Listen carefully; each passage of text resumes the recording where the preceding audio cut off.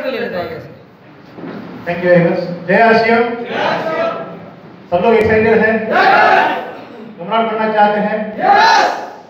ये जो मैं एमराल्ड अचीव किया हूँ, अक्सर ये मेरे गुरुजनों का प्लानिंग और मेरे टीम की मेहनत का नतीजा है। बस गुरुजनों ने जो मुझे प्लानिंग करके दिया, उस प्लानिंग के हिसाब से चलने का जो मेरे अंदर भरा, वो सब गुरु ने भरा है। मैं कुछ भी नहीं हूँ, मैं सिर्फ उनके इशारों पे चलता रहा। रास्ता भी उन्होंने बनाया और कहाँ पहुँचना है वो सारा मुझे उन्होंने दिखाया। मैं बस चलता गया। जहाँ पे मुझे दिक्कतें आई वहाँ पर गुरुजनों ने मुझे सहारा दिया, मेरे अंदर ऊर्जा भरी और मेरे एमराल्ड के सारा अगर श्रेय मैं किसी को दूँ तो मैं मेरे ऑफलाइन को देता हूँ। मैं अजय जी को, आमरकर जी को, विजय जी को और आदरणीय डॉक्टर सोनी सर को और आदरणीय सर को मैं मेरे एमराल्ड का पूरा श्रेय देता हूँ। उन्होंने प्लानिंग करी और मुझे विश्वास दिलाया कि आप कर सकते हो और मेरे टीम में किसके साथ किस तरह से मुझे पेश आना है, इससे किस तरह से काम करवाना है और मेरा रोल क्या रहेगा, ये सारा उन्होंने तय करके दिया। तो ये हो गया। साथियों, मेरा परिचय में संतोष चौहान, मैं टीचर हूँ। आज हमारी पूरी आरसीएम फैमिली है, इसलिए मैं आप लोगों से 3 मिनट का समय लूंगा। चलेगा? चलेगा सर? और ये 3 मिनट मैंने आज तक आरसीएम के स्टेज से मेरे जीवन की बातें मैंने आप लोगों को नहीं बताई, वो बातें मैं आज लोगों को बताने वाला हूँ सर। देखिए, ये अपनी एक फैमिली है और अपनी फैमिली में हर बात शेयर की जाती है। की जाती है ना? की जाती है कि नहीं की जाती है? देखिए, मैं आपको बताऊं, शायद सर जी को भी पता ना हो, सर मेरा जन्म बिल्कुल छोटे से गांव में हुआ, मेरे नाना जी के घर। मैं जब मेरे माँ के पेट में 2.5 महीने का था, तब मेरे पिताजी ने मेरी माँ को और मेरे को छोड़ दिया। मैं वो बात आप लोगों के सामने आज शेयर कर रहा हूँ। मेरा जन्म मेरे नाना नानी के घर हुआ। मुझे छोटे से बड़ा मेरे नाना नानी ने किया। मेरे नाना नानी का मेरे ऊपर बहुत बड़ा उपकार रहा है। उन्होंने मुझे पढ़ाया, ढेर सारी दिक्कतें मेरे जीवन में आई। माँ बाप ना होने से क्या बीतती है ये मैंने बचपन से देखा है और दर दर की ठोकरें खाई। और जिस सोसाइटी में मैं रहता था, उस सोसाइटी में लोग, मेरे माता पिता मेरे नजदीक न होने के कारण मुझे अच्छी निगाहों से नहीं देखते थे और गलत सलत बातें मेरे बारे में बताई जाती थी और मैं वो बदनसीब रहा। जैसे मेरे माँ के पेट में मैं रहा, मेरे माँ और पिता दोनों विदा हो गए, दोनों का डिवोर्स हो गया और मेरे नाना नानी ने मुझे छोटे से बड़ा किया और मैं 7वीं तक मेरे खेड़े में पढ़ा। जब मैं 6वीं में था तो मैं स्कूल से आउट हो गया था। स्कूल से आउट हो गया था यानी कि मैं स्कूल से बिल्कुल बहुत दूर चला गया था, अपनी पढ़ने वाला नहीं था। मेरे एक गुरु है जो मुझे बहुत प्यार करते हैं, आज दुनिया में नहीं है, आदरणीय उनकी राठौड़ सर, जिन्होंने मुझे फिर से स्कूल लाया। मेरे नाना नानी से मेरे नाना नानी को विश्वास दिलाया कि बच्चे में बहुत सारा टैलेंट है, आप इसको स्कूल से दूर मत रखो। मैं फिर से 6वीं क्लास में 2 महीना स्कूल से दूर रहने के बाद वापस आया और बाद में जब शादी हुआ तो मेरे गांव में आगे की कोई शिक्षा की व्यवस्था नहीं थी। मैं पढ़ना चाहता था लेकिन मेरे नाना ने क्यों हैसियत दी थी कि वो मेरे को पढ़ा सके। मैंने मेरे नाना को रिक्वेस्ट किया, ऐसा वैसा करके मेरे नाना ने मेरे को माहौल में लाके छोड़ा। हॉस्टल में 8वीं में उस समय एडमिशन किया, सारे स्कूल फुल हो गई थी, जहाँ कोई जगह नहीं थी। बस एक बेसहारा लड़का है ऐसा बोल के मेरे नाना ने मेरे को हॉस्टल में एडमिशन दिलाया और हॉस्टल में भी ऐसा रहा, एडमिशन पूरी फुल हो गई थी, कोई एंट्री नहीं थी। ऐसे ही उस टीचर ने मुझे रखा और वो टीचर है पाटिल सर नाम के, आज भी वो जीवित है, तो उनका भी बहुत बड़ा ऋणी हूँ। तो 10वीं फेल हुआ साथियों में, 10वीं फेल हुआ। 10वीं फेल होने के बाद में वो जो 1 साल का मेरे जीवन का बहुत खतरनाक साल रहा। 10वीं फेल होने के बाद में हमारे गांव में एक महाराज रहते थे जो मुंबई चले गए थे, जिनका नाम है दादाराव गोखले, आज वो हमारे वाटपेर सर के गाँव में रहते हैं। तो उसके साथ मैं मुंबई चला गया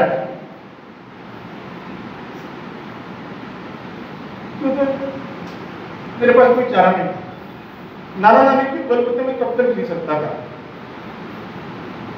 मुंबई में मैंने लेबर का काम किया, 7 मंजिला बिल्डिंग तो लादी में सिर पे लेके चढ़ा उतरा उसके बाद मैंने पुणे में काम किया, दूसरों के घर रहा, दूसरों के कपड़े भी धोया, इतना ही नहीं मैंने दूसरों के जूते भी साफ किए। मैं आज तक किसी को नहीं बताया, विशेष करके मेरी आर्शिक फैमिली को नहीं बताया, लेकिन मैं आज भी बता रहा हूँ। तो 10वीं फेल होने के बाद में मैं 1 साल बहुत दर की ठोकरें खाया, बहुत सारे गलत सलत एक्सपीरियंस मेरे को आया, बहुत सारे लोगों ने मुझे गलत यूज भी किया उस समय। उसके बाद मैंने 10वीं की एग्जाम दी, मैं 10वीं पास हुआ। पास होने के बाद पीएम कॉलेज कुसद में मैंने 11वीं 12वीं की, और उसके बाद 12वीं में मैं पीएम कॉलेज में मेरे कॉमर्स फैकल्टी से मैं फर्स्ट आया।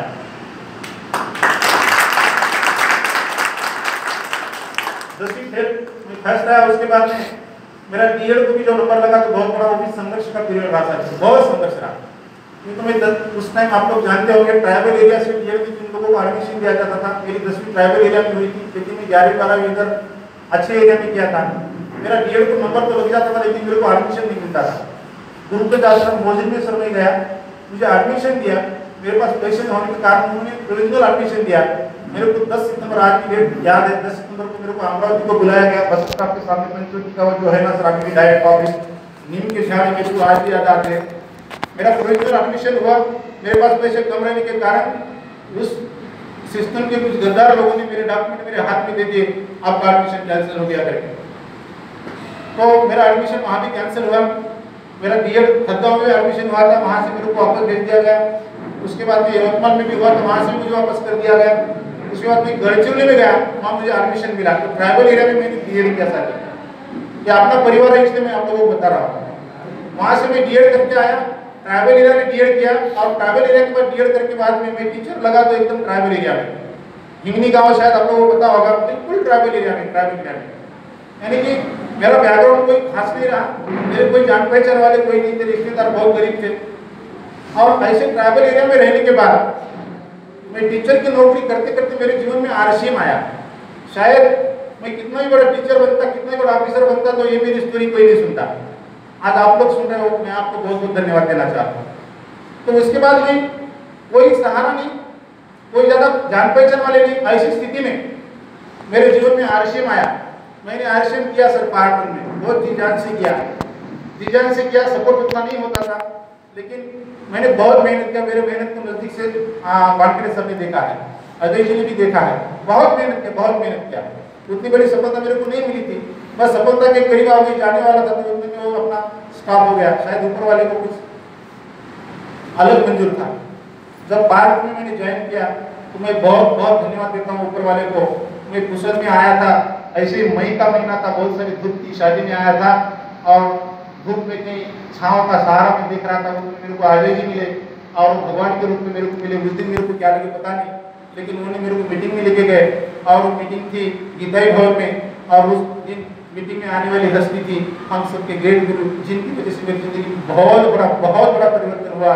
मैं जिनके सामने नतमस्तक हूँ, आदरणीय डॉक्टर सुनील सर की मीटिंग देखा।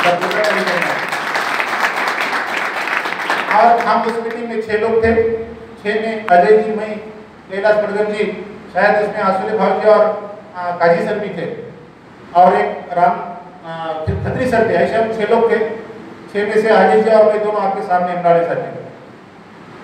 तो 6 लोगों को सर ने ऐसी जानकारी दी। उस जानकारी के कारण मैंने एक डिसीजन लिया, क्योंकि मैं टूट चुका था। जब मैंने आरसीएम को शुरू किया था, क्योंकि तो मैं जिंदगी में हार गया था। मेरे बहन की मैंने शादी की, मेरे कारण मेरे नाना की कुछ 2 एकड़ खेती बिक गई थी, वो खेती मैंने वापस दिलाई। मेरे पास कुछ भी नहीं था, समय बीत चुका था, मैं जिंदगी की रेस में बहुत पीछे बढ़ गया, ऐसा मैं खुद को महसूस करता था। तो मैंने ही कि नहीं, मेरे नौकरी को दाव पे लगा के सारी सोसाइटी, सारे बैंकों से मैंने कर्जा लिया। पूरा कर्जे से मैं डब हो गया था।